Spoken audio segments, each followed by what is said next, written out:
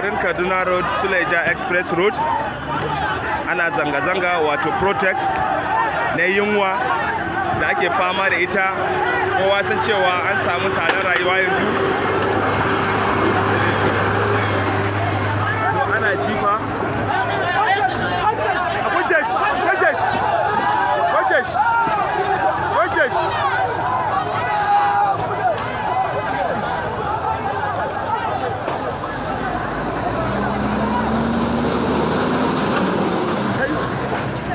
Ana jifa fa. Wallahi ana jifa.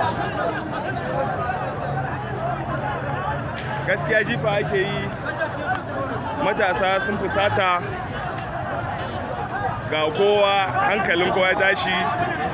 Gwamnati ya kamata su san abin da ya kamata su yi. All the masses are out.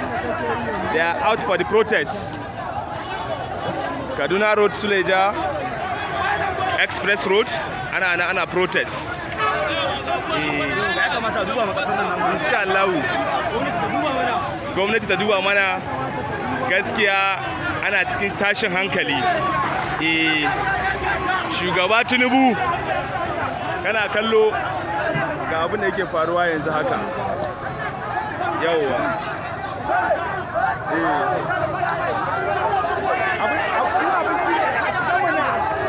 Abinci ne? Ba abinci bane, ba abinci bane. Duba.